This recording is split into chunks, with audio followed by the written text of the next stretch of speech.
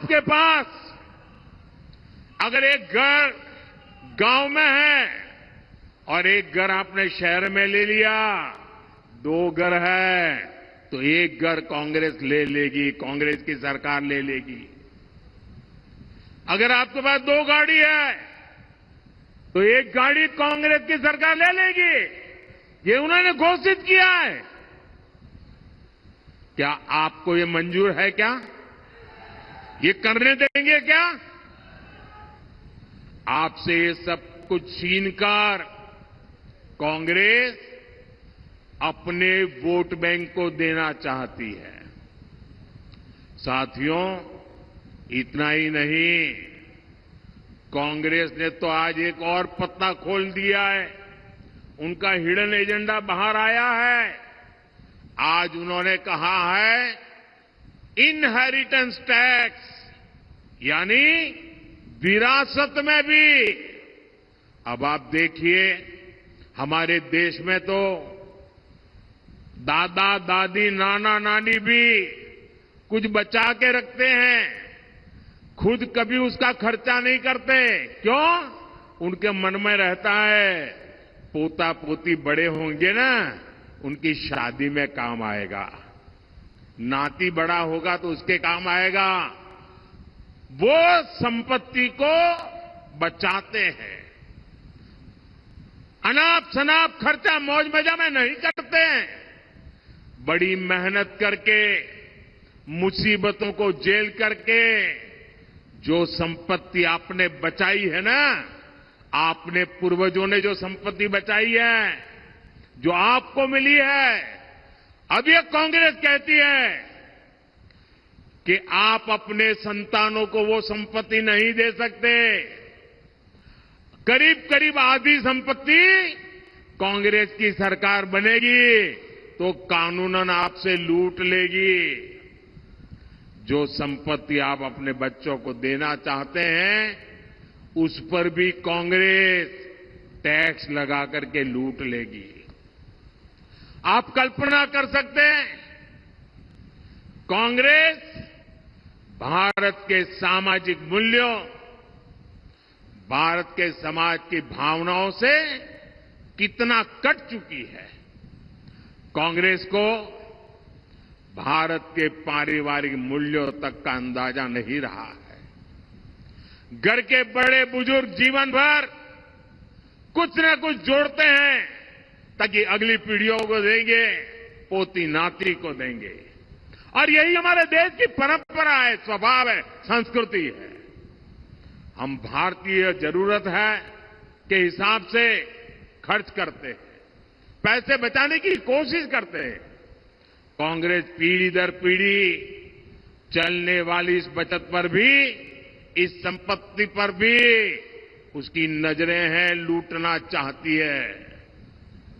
यानी कांग्रेस का मंत्र है,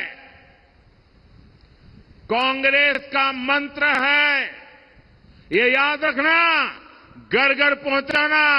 मेरी बात पहुंचाओगे घर घर? मेरी बात घर घर पहुंचाओगे? कांग्रेस का मंत्र है, कांग्रेस की लूट, जिंदगी के साथ भी लूट और जिंदगी के बाद भी लूट। साथियों, कांग्रेस को देश के संविधान से नफरत है, इनको भारत की पहचान से नफरत है। इसलिए ये हर उस प्रोजेक्ट पर काम कर रहे हैं जिससे देश कमजोर हो, देश की साख कमजोर हो। ये लोग समाज को आपस में लड़वाने के लिए नए नए पैंतरे लेकर आते हैं। हमारी आस्था ने हमें सदियों से एकजुट रखा है। कांग्रेस पार्टी उस आस्था पर हमले करती है।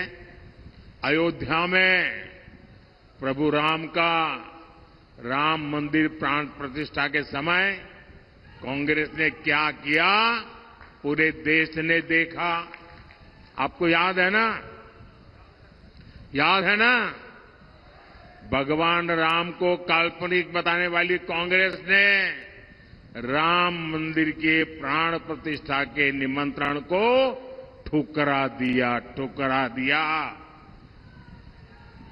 क्या ऐसी कांग्रेस को ठुकराना चाहिए कि नहीं ठुकराना चाहिए? जिसने राम मंदिर की प्राण प्रतिष्ठा को ठुकरा दिया, ऐसी कांग्रेस को ठुकरा देना चाहिए कि नहीं ठुकरा देना चाहिए? आपने इनकी भाषा सुनी है? भाइयों बहनों, इनका विरोध केवल अयोध्या, राम और राम मंदिर तक नहीं है। इन्हें मंदिर और मंदिर जाने वालों से भी दिक्कत है। पिछले साल ही मैंने यहां सागर में संत रविदास जी का भव्य मंदिर का शिलान्यास किया था। तब भी कांग्रेस के नेताओं ने कहा था कि रविदास मंदिर बनाने से अच्छा था कि यहां कुछ और बन जाता। इतनी नफरत है इनको। कांग्रेस को एक महान दलित संत का मंदिर भी बर्दाश्त नहीं होता। ऐसी सोच वाली कांग्रेस को एमपी से दूर रखने में ही भलाई है। साथियों, 7 मई को आपके पास एक बार फिर मध्य प्रदेश के साथ साथ पूरे देश के भविष्य को संवारने का अवसर है। सागर लोकसभा से बीजेपी ने बहन लता वानखेड़े जी को उम्मीदवार बनाया है। उनको भारी मतों से जिताना है। मैं जानता हूं गर्मी बढ़ रही है। मैं ये भी जानता हूं कहीं कहीं शादी ब्याह का माहौल है। मैं भी ये भी जानता हूं कुछ लोगों को खेत में अलग अलग काम भी है। लेकिन मेरा आपसे अनुरोध है, कितना ही काम न क्यों न हो, लेकिन देश के लिए कुछ समय देना चाहिए कि नहीं देना चाहिए? देना चाहिए कि नहीं देना चाहिए? हमें अपना वोट देना चाहिए कि नहीं देना चाहिए? हमने अपने अधिकार का उपयोग करना चाहिए कि नहीं करना चाहिए? राष्ट्र निर्माण के इतने बड़े यज्ञ में हर किसी का योगदान होना चाहिए।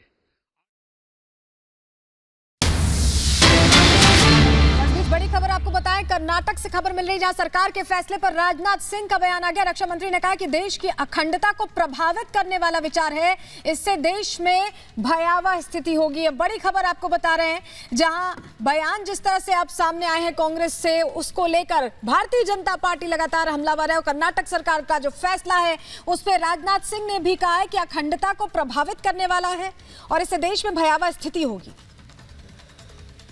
हमारी कांग्रेस के रिजीम में गठित हुई सच्चर कमेटी ने जब 2006 में रिपोर्ट दी थी तो उसमें भारतीय सेना में रिलीजन के आधार पर, मजहब के आधार पर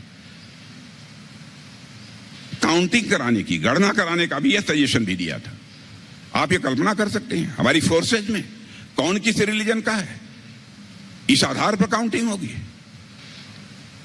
इंडिपेंडेंट इंडिया के इतिहास में पहली बार ऐसा देखने को मिला था कि हमारी फोर्सेज में, आर्म्ड फोर्सेज में धार्मिक, रिलीजन के आधार पर विभाजन का प्रयास किया गया था। उस समय हम सभी भारतीय जनता पार्टी के लोग विपक्ष में थे और मैं उस समय पार्टी का राष्ट्रीय अध्यक्ष था और पूरी ताकत के साथ मैंने इसका विरोध किया था। लेकिन मैं मानता हूं कांग्रेस का असली फेस यही है। वह इस देश की हर संस्था, हर व्यवसाय में डिवीजन करना चाहती है। भारतीय जनता पार्टी ने हमेशा इसका डटकर विरोध किया है और हमेशा पूरी ताकत से हम इसका विरोध करेंगे।